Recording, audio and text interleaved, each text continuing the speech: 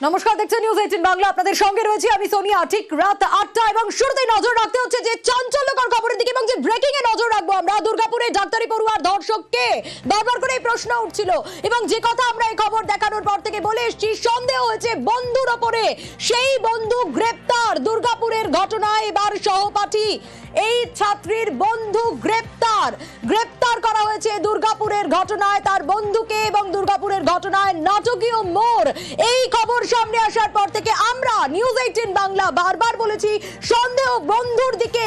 সেই বন্ধু গ্রেপ্তার দুর্গাপুরের ঘটনায়। আরো ডিটেইল আপডেট দিতে পারবে এই বিষয়ে অর্পণ রয়েছে আমার সঙ্গে। অর্পণ, এখনো পর্যন্ত কি আপডেট?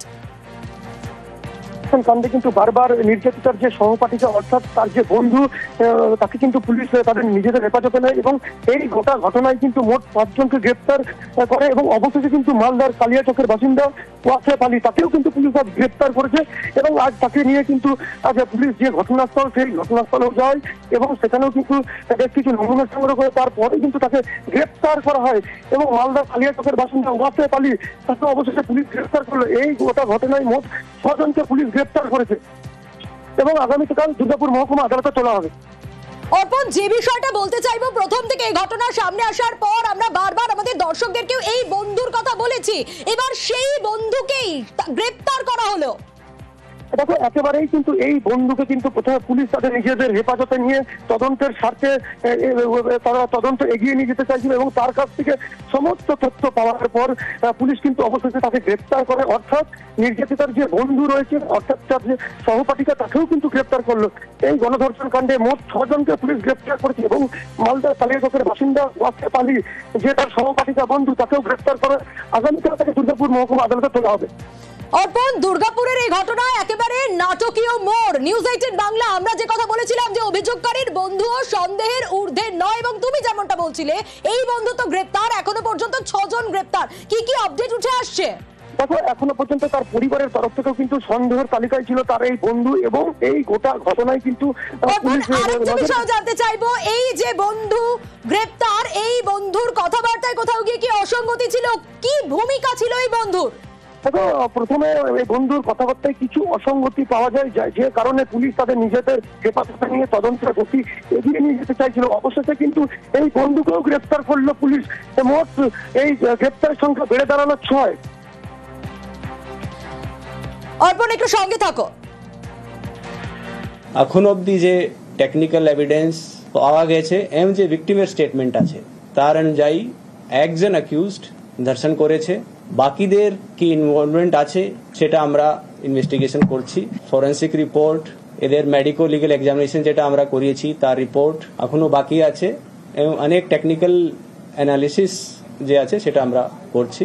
তার যে সহপাঠী বন্ধু আছে তার আচরণও আমাদের সন্দেহের ঊর্ধ্বে নেই। ওই জন্য আমরা ওরও যে কাপড় জামা আছে সেটা আমরা ওয়্যারিং অ্যাপারেল যে আছে সেটা আমরা সিজ করি। অ্যাজ পার কমপ্লেন্ট ভিকটিমের যে স্টেটমেন্ট আছে উনি ওর সঙ্গে গিয়েছিলেন, তারপরে এই ঘটনাটা ঘটেছে। পুলিশ কমিশনারও একই কথা বললেন যে প্রশ্ন আমরাও তুলেছিলাম এর আগে, বন্ধুর ভূমিকা কি?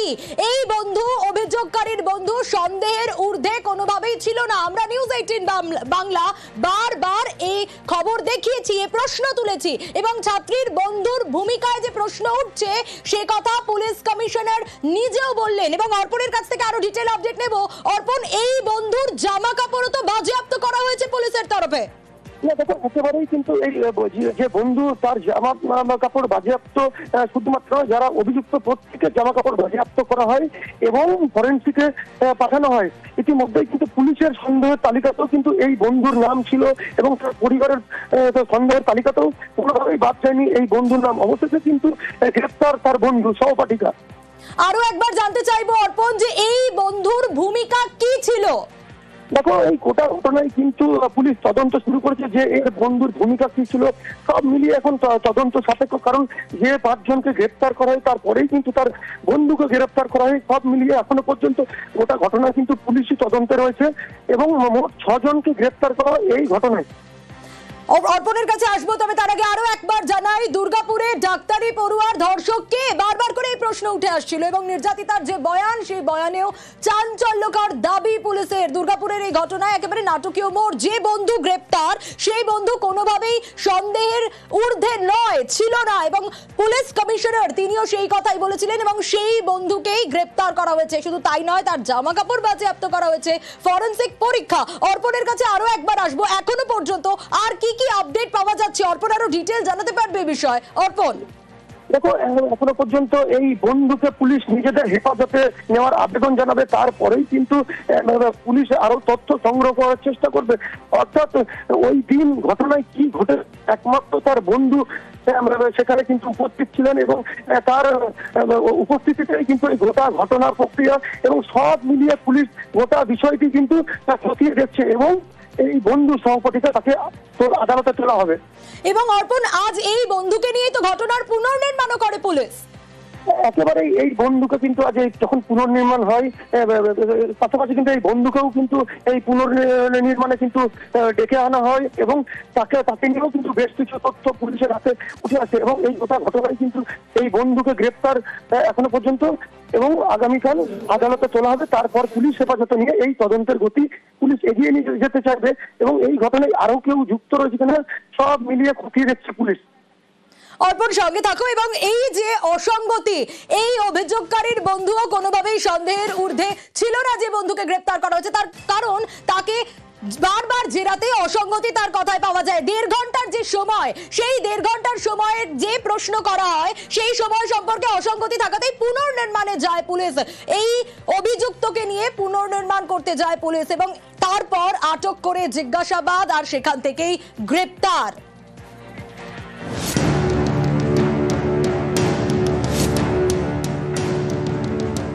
দুর্গাপুরে বেসরকারি মেডিকেল কলেজের 2য় বর্ষের ছাত্রীকে গণধর্ষণের অভিযোগ।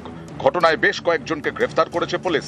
তদন্তকারীদের নজরে রয়েছেন তরুণীর বন্ধুও, যার সঙ্গে সেই রাতে কলেজ ক্যাম্পাস থেকে বেরিয়েছিলেন ডাক্তারি পড়ুয়া।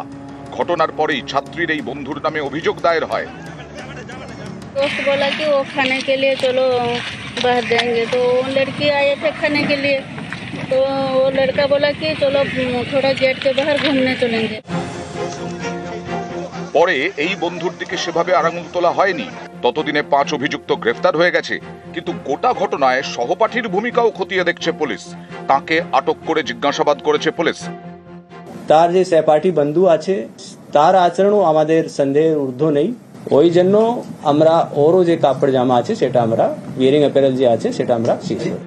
তরুণী যে বেসরকারি মেডিকেল কলেজের পড়ুয়া, সেখানে লাগানো সিসি ক্যামেরার ফুটেজে দেখা গেছে ঘটনার দিন অর্থাৎ 10ই অক্টোবর রাত 7:58 তরুণীর সঙ্গেই ক্যাম্পাস থেকে বেরোন তার বন্ধু। রাত 8:42 বন্ধু একা ফিরে আসেন। এই পরিস্থিতিতে প্রশ্ন উঠছে, তাহলে কি 5 অভিযুক্তের তাড়া খেয়ে তরুণীকে জঙ্গলে ফেলেই চলে আসেন তার সহপাঠী? তিনি কি তরুণীকে বাঁচানোর চেষ্টা করেছিলেন? চিৎকার করে লোক ডাকার চেষ্টা করেছিলেন? ঘটনাস্থল থেকে কলেজের দূরত্ব মেরে কেটে 700 মিটার। তিনি কি কলেজ থেকে লোক ডেকে নিয়ে যাওয়ার চেষ্টা করেছিলেন? কাউকে ফোন করে কি সাহায্য চেয়েছিলেন? সিসি ক্যামেরার ফুটেজে দেখা গেছে একা ফেরার 6 মিনিটের মাথায় ফের কলেজ থেকে বেরিয়ে যান সহপাঠী। পরের বার ফেরেন ঠিক 9:29। ঘটনার কথা জানাজানি হয় রাত 10টা নাগাদ। এই সময়ের মধ্যে কার কার সঙ্গে কথা বলেছিলেন ওই সহপাঠী? তিনি পুলিশকে যা বলছেন সবই কি সত্যি? সমস্ত প্রশ্নেরই উত্তর খুঁজছেন তদন্তকারীরা। নিউজ 18 বাংলা।